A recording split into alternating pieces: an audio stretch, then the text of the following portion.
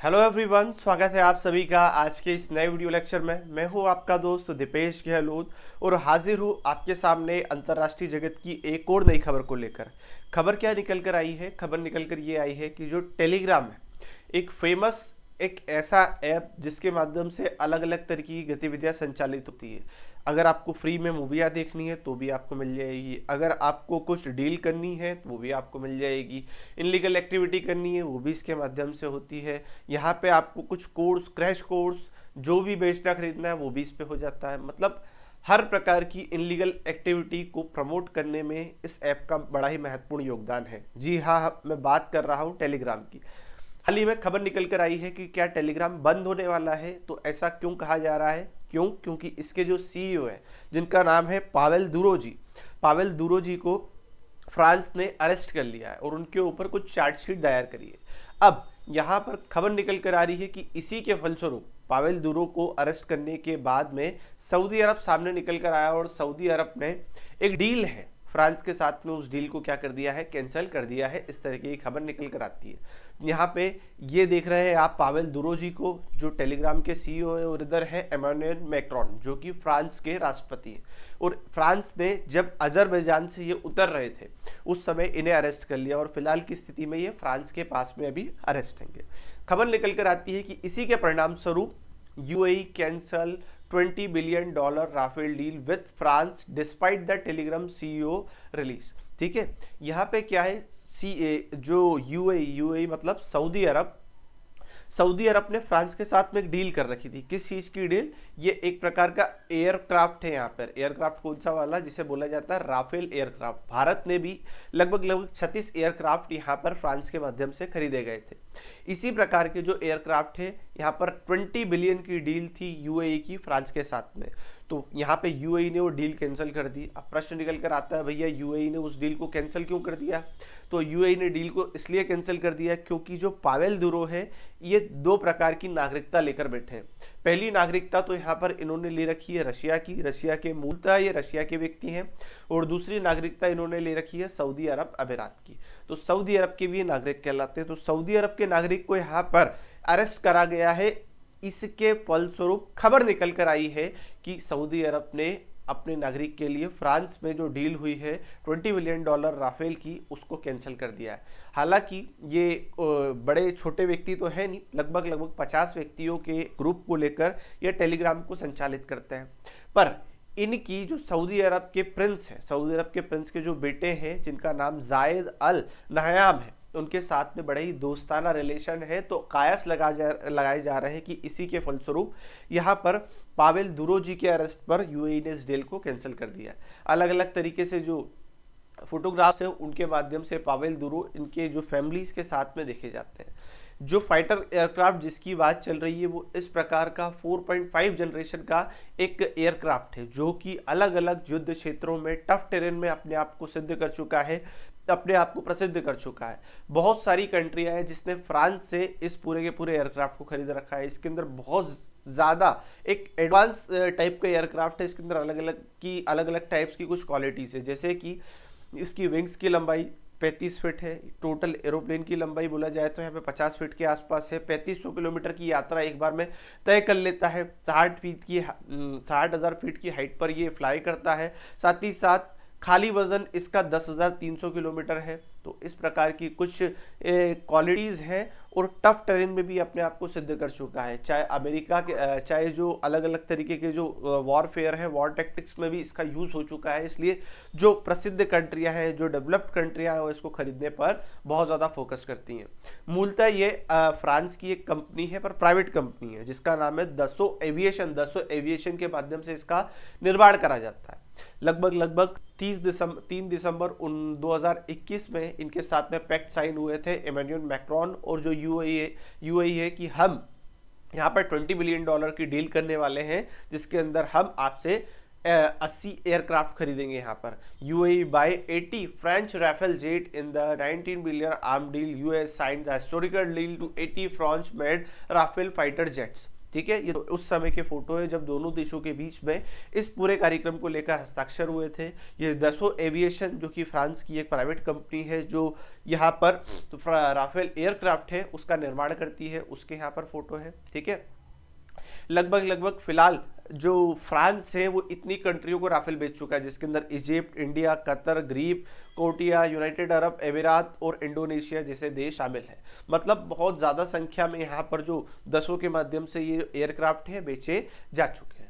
तो अब यहाँ पर फ्रांस के साथ में तो वैसे ही तमाशा पड़ा है जैसा कि थोड़े समय पहले ऑस्ट्रेलिया के साथ में हुआ था। ऑस्ट्रेलिया के साथ भी इसकी एक न्यूक्लियर सबमरीन को लेकर डील थी, वो भी इसी प्रकार से कैंसिल हो गई थी, जो यूएस और बोला जाए तो ब्रिटेन के इंटरफियर के बाद में हुआ था। तो हो सकता है यहाँ पर इमैनुअल मैक्रोन के दिन खराब हो सकते हैं। ठीक है, अब ये तो भविष्य बताएगा, पर ये पहले की जो why Australia cancel France submarine deal Indo Pacific geopolitics, पहले जो ऑस्ट्रेलिया और फ्रांस के बीच में डील हुई थी, पर ये ब्रिटेन और अमेरिका पश्चिमी देश इन्होंने अपने वर्चस्व को कायम रखते हुए इस डील को कैंसिल करा दिया था। तो ये उस समय भी उसको झटका लगा था, अभी भी झटका लगा, पर ये झटका वास्तविक है या नहीं है इसको जानने का प्रयास करेंगे, क्योंकि अगर ये डील कैंसिल होती है तो इससे फायदा किसको होगा इसको भी जानना बहुत महत्वपूर्ण है।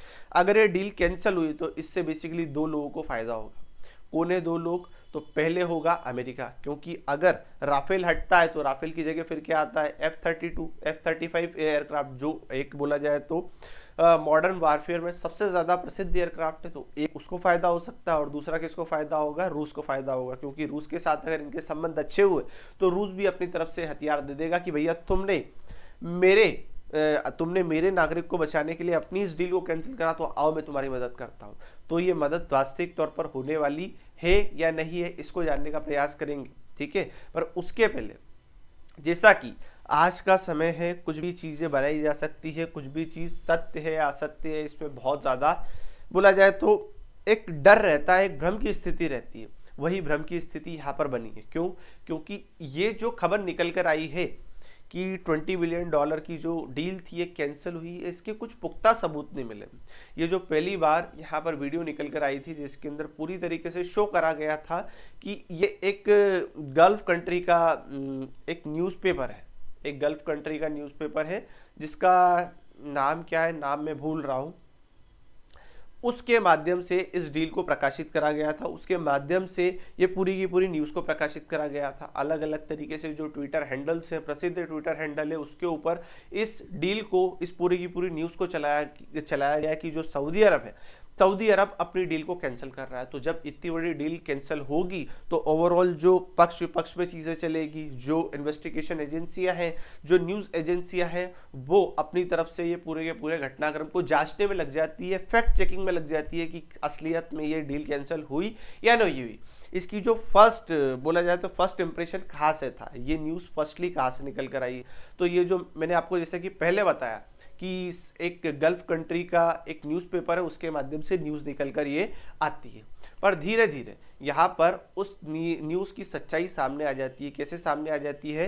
क्योंकि जो ट्विटर है, ट्विटर के माध्यम से इस चीज़ को एक्सप्लेन करा जाता है। क्यों? क्योंकि ट्विटर जब भी अब कोई फॉल्स न्यूज़ आ जाती है तो उसके नीचे कुछ शो कर देता है इस तरीके से, फ्रॉम क्या लिखा है, firstpost.com, और इसके अंदर साफ साफ ये बता देता है कि भैया यहाँ पे जो न्यूज़ है वो गलत है कि फेक न्यूज़ है। ठीक है, हमारा जो इंडिया का न्यूज़पेपर है फर्स्ट पोस्ट है, और अलग अलग जो न्यूज़पेपर है उनने ही बताया था कि ये जो इस तरीके की डील हुई है, पर इसकी पुख्ता जानकारी कहाँ से मिली इसके बारे में किसी को कुछ नहीं पता था। ठीक है, तो वो जानकारी अब मिलती है एक टेलीग्राम चैनल के माध्यम से। ठीक है, वो टेलीग्राम चैनल ये है, जो इसका नाम क्या दे रखा है यहाँ पर, लाउरा रू करके जो एक टेलीग्राम ग्रुप है, चैनल है, इसके माध्यम से न्यूज़ निकल कर आती है। ठीक है, तो फर्स्ट यहाँ से निकलती है, फिर धीरे धीरे ये पूरा का पूरा घटनाक्रम में बढ़ता जाता है। अलग अलग जो ट्विटर हैंडल्स हैं इस पूरी की पूरी वीडियो को यहाँ पर शो करते जाते हैं।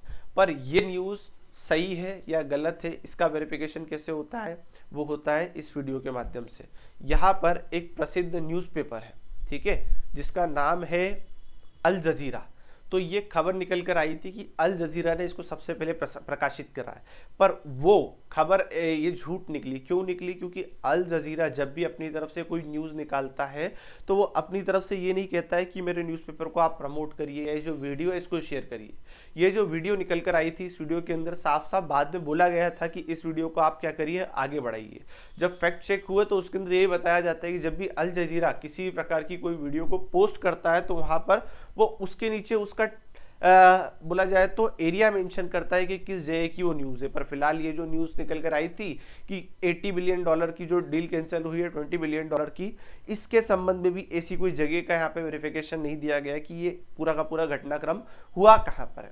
तो तब समझ आया कि ये जो पूरे की पूरी वीडियो है जिसके अंदर प्रदर्शित करा गया है कि $20 बिलियन की जो डील कैंसिल हुई है, ये एक भ्रामक विज्ञापन है, ये एक भ्रामक न्यूज़ है। ठीक है, तो ये पूरी की पूरी घटनाक्रम कहाँ से संचालित हुई? तो ये टेलीग्राम से ही संचालित हुई। तो जैसा कि बोला जाता है टेलीग्राम गढ़ माना जाता है फेक न्यूज़ का, जहाँ पर जो भ्रामक विज्ञापन, गलत चीज़ें, इलीगल चीज़ें प्रसारित करी जाती है। तो यहाँ पर भी टेलीग्राम ने अपनी बहुत ही महत्वपूर्ण भूमिका निभाई। हालांकि इस पूरे के पूरे वीडियो के अंदर अल जजीरा का पूरा कॉपी करा गया, वही फॉन्ट स्टाइल, वही के वही लोगो, उसी प्रकार से प्रदर्शन, पर अंततः कुछ चीज़ें होती हैं जो वास्तविक और जो नकली को अलग करती है।